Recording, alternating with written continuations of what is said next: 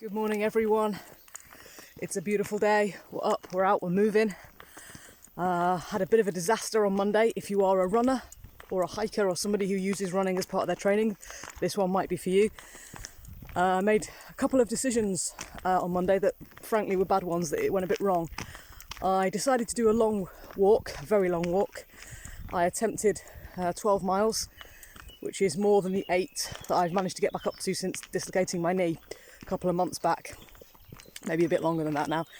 Anyway, the challenge was to complete the distance, a new distance to me now, 12 miles, with a rucksack of 10 pounds, about 4.5 kilograms. And that was considered to be a reasonable challenge. My physio was cool with it. I was looking forward to it.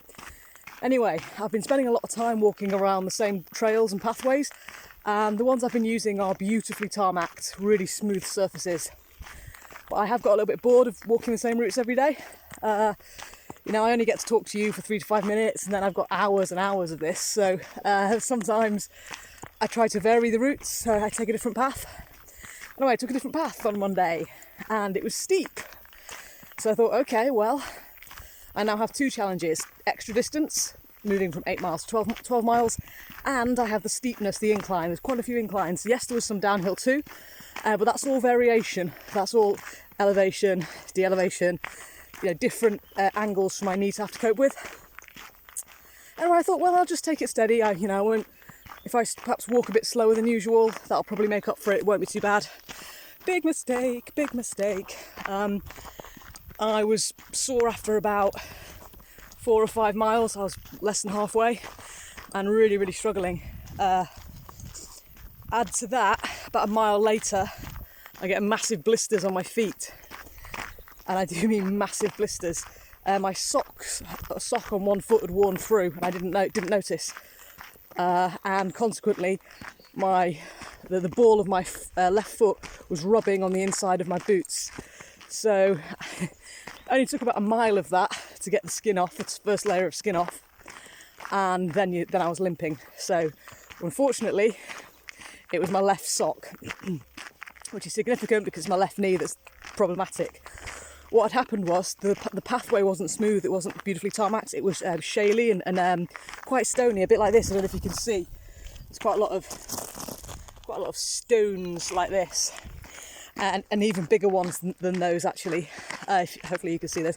Anyway, quite large stones rather than flat tarmac, and the combination of that made the rubbing worse, the blisters worse, but also my knee was having to stabilise against that, and I just didn't think. But I tell you what, by about 6 or 7 miles in, I was thinking about it every step. Every single time my boot landed and slid a little tiny fraction, I couldn't tell it was slipping. I didn't notice for the first 6 miles, but believe me, for the second 6 I did. Every single time I put my foot down, my boot slid a little bit, and that's making my knee move laterally, move left and or right. My knee can't do that at the moment. My knee's only good in a straight line, forwards, up and down. It's not tolerating left and right movement at all. So back to the physio on Saturday, and we're going to have to discuss what we do next, because obviously the main event I'm training for, a marathon with my rucksack, is going to involve potentially lots of lateral movement. I can't guarantee that it's all going to be on tarmac. Obviously marathons are, that's quite nice. If you run a marathon, it's usually in a city, so it's on pavement, tarmac, it's perfectly flat, perfectly straight. But it's not necessarily the case with this particular event. So I'm going to have to find out, work with the physio and ask him some questions on Saturday, say, hey, how do I prepare for this? It might mean that I need to change some of my sessions onto trails and tracks that are tough and or elevated rather than flat and tarmacked, but not too often.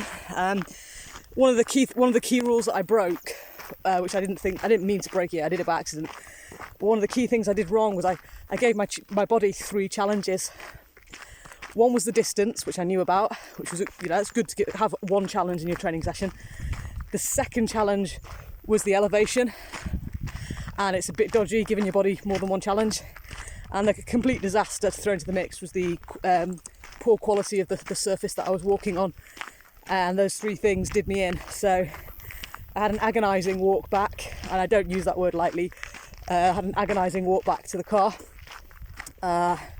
It took me, I don't know, 40 minutes longer than it should have. I was hobbling. It was deeply unpleasant, so bad I couldn't even make you a video. I just couldn't face it. I couldn't concentrate on anything other than getting back to the car. Driving the car home was murder, but we made it and we're okay. And we're back up and walking today. I had to have yesterday completely off, didn't do any training. Rang my physio, told him what I'd done. He told me off, and we're gonna talk about it on Saturday. So never mind, just want to share that with you. If you're planning your own training, or if you're thinking of, adding a few little tweaks to what your coach has written down for you, might want to make sure that you, at most, you're giving your body one challenge. And if you do go to 2, for goodness sake, don't give it 3. And just be aware of the surfaces that you're training on. It makes a hell of a difference, particularly if you're coming back from injury. And I suppose particularly if you're looking to prevent injury in the future, you need to integrate different types of surfaces and different types of elevations and challenges. So back to the drawing board for me.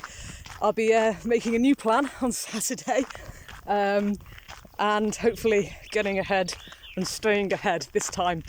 Have a great day. Speak to you soon.